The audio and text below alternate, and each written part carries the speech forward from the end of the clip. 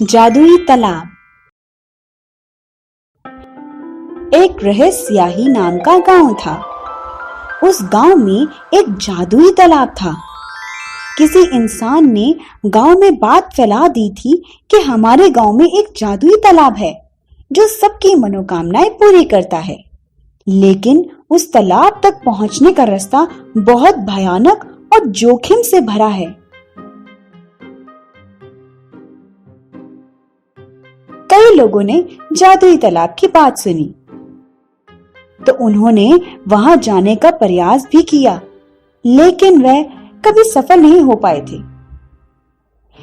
एक बार की बात है, एक शंभू नाम का व्यक्ति जो उसी गांव का निवासी था, उससे मिलने शहर से उसकी बहू और बेटे आए।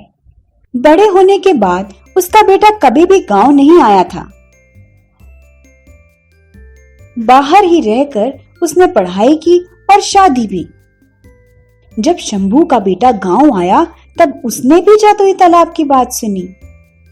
यह सुनकर वह अपने पिताजी के पास गया और उनसे पूछा, पिताजी, मैं किसी जादुई तालाब के बारे में सुनकर आ रहा हूँ जो इसी गांव में है और उस तालाब तक कोई नहीं पहुँच पाया है।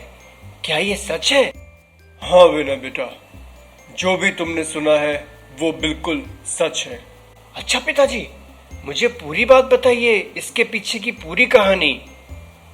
बेटा, हमारे गांव में एक जादुई तालाब है, ये तो मैं बहुत पहले से सुनता आ रहा हूँ, लेकिन वहां पहुंचने का रास्ता बहुत कठिनाइयों से भरा है। इसीलिए आज तक जितने भी लोगों ने वहां जाने का प्रयास किया है वो कभी पहुंच ही नहीं पाए और उदास होकर वापस लौट आए हैं। अच्छा पिताजी, अगर कोई वहां पहुंच जाता है, मतलब उस तालाब तक, तो उस तालाब में कौन सी ऐसी बात है जिसके कारण सभी उसे जादुई तालाब कहते हैं? मैंने सुना है बहुत समय पहले उस तालाब तक एक व्यक्ति पहुंच गया था। उसके बाद उसे उस तालाब में अपनी सबसे कीमती चीज डालनी पड़ी थी और जब उसने उस तालाब में अपनी सबसे कीमती चीज डाल दी थी तब तालाब ने उसकी सारी मनोकामना पूरी कर दी थी। इसका मतलब अगर हम अपनी सबसे कीमती चीज उस तालाब में डालेंगे तो तालाब हमारी सारी मनोकामना पूरी कर देगा। हाँ बेटा, सुना तो यही है मैंने, लेकिन वहां पहुंचना ही बहुत कठिन काम है। विनय पिताजी की सारी बातों को समझ गया और अब बस उसी तालाब के बारे में सोच रहा था कि आखिर ऐसा कैसे हो सकता है। क्या सच में वो तालाब इस गांव में है? और अगर है तो वहां तक कैसे जाऊं? वह अब हर रोज बस इसी ख्याल में डूबा रहता था। फिर एक दिन उसने मन बना लिया कि वो किसी भी हालत में उस तालाब तक पहुंच कर ही रहेगा। विनय ने अब हर जगह से पता करना शुरू किया कि आखिर वहां तक पहुंचने का रास्ता कहां से शुरू होता है और कहां खत्म। कई दिनों तक उसने इसी चीज की खोज की और अब उसने सब पता लगा लिया। वो सोच लिया था कि उसे उस तालाब तक पहुंचना ही है। उसने एक कागज में सारी बातें लिख ली। जितनी बातें और रास्ते उसे पता चला, उसने सारी चीजों को लिख लिया और अब उसने वहां तक पहुंचने का सफर शुरू किया। जैसे लोगों ने बताया था वहीं से विनय जाने लगा। वह बिल्कुल सीधी दिशा में जा रहा था। तभी उसे पता भी नहीं चला कि अब वो किसी और रास्ते पे चला आया। वह जब भी सही रास्ते से जाने की कोशिश करता, वह गलत रास्ते पर चला जा रहा था। ये सब उसी जादुई तालाब का कमाल था। वो तालाब किसी को भी अपने पास आने नहीं देता था। विनय ने बहुत बार कोशिश की, लेकिन हर बार यही हो रहा था। वो कहीं से कहीं चला जा रहा था। उसके सामने ढेर सारे पत्थर आ जा रहे थे। कोई ना कोई रुकावट आ ही रही थी। विनय तालाब तक नहीं पहुंच पा रहा था। वह बहुत थक गया था। उसने सोचा, मैं यहाँ आ ही क्यों गया? शायद अब मुझे यहाँ से जाना चाहिए। लगता तो नहीं कि मैं उस तालाब तक पहुँच पाऊंगा। विनय अब वापस गांव जाने की सोचने लगा, लेकिन वो काफी थक गया था। अब वो चल नहीं सकता था, इसीलिए वो वहीं एक जगह पर सो गया। जब विनय उठा तब उसने सोचा, चलो एक आखिरी बार कोशिश करके देखता हूँ। वो बिल्कुल शांति से उस तालाब की ओर जाने लगा।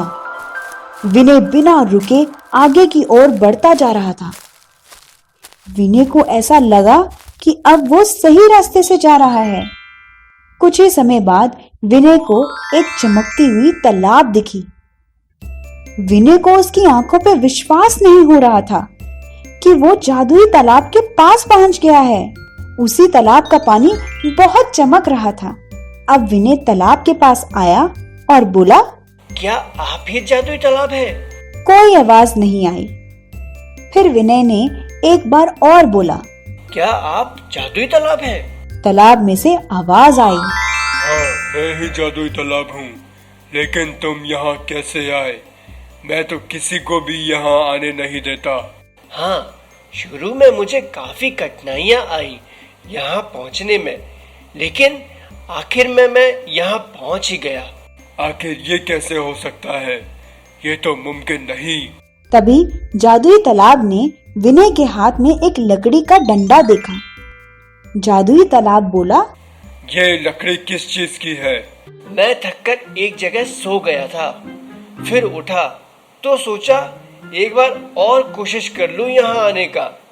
मुझे लगा हो सकता है कोई जानवर आए, तो बस उसी से बचने के लिए मैंने ये लकड़ी का डंडा तोड़कर अपने पास रख लिया था। अच्छा, तो क्या ये आम के पेड़ की लकड़ी है? हाँ, क्यों? क्या हुआ? अच्छा, मैं समझ गया।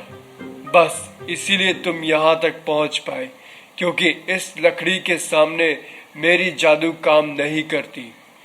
अच्छा, ये सब छोड़ो, ये बताओ तुम यहाँ क्यों आए हो? मैंने बहुत सुना है आपके बारे में, बस इसीलिए मैं आपको एक बार देखना चाहता था। क्या मैंने जो सुना वो सब सच है? कौन सी बात? यही कि आपने एक व्यक्ति की सारी मनोकामना पूरी कर दी थी और बदले में उससे उसकी सबसे कीमती चीज ले ली थी। हाँ, ये सच है। उसने मुझे अपनी सबसे कीमती चीज दी थी। मुझे लगा था वो नहीं दे पाएगा, लेकिन उसने दे दिया था। इसलिए मैंने उसकी सारी मनोकामना पूरी कर दी थी। मैंने उससे कहा था मेरे बारे में किसी को कुछ भी नहीं बताना, लेकिन उसने सारे गांव में इस बात को फैला दिया और उसके बाद हर रोज ढेर सारे लोग यहाँ आने लगे। तब से मैं भी किसी इंसान को यहाँ अपने पास आने नहीं देता हूँ। मुझे बहुत दुख है जो उसने किया, लेकिन मैं तो बस आपसे मिलना चाहता था और सच्चाई जानना चाहता था, जो मैंने कर लिया। अब मुझे आपसे कुछ नहीं चाहिए, ना ही मैं किसी को कुछ बताऊंगा। आपका बहुत बहुत धन्यवाद जो आपने मुझे ये सब बातें बताई। ये कहकर विनय वहां से जाने लगा। तभी जादुई तालाब उसे रोकता है और बोलता है, रुको, तुम अच्छे व्यक्ति लगते हो, इसलिए ये लो, कुछ सोने के आभूषण रख लो, ये तुम्हारे लिए मेरी तरफ से। विनय ने खुशी खुशी वो सोने के आभूषण ले लिए और जादुई तालाब को शुक्रिया बोलकर वहां से चला गया। विनय उस जादुई तालाब से मिलकर बहुत खुश था। मॉरल: जो हमारी मदद करे हमें उसकी बातों को मानना चाहिए।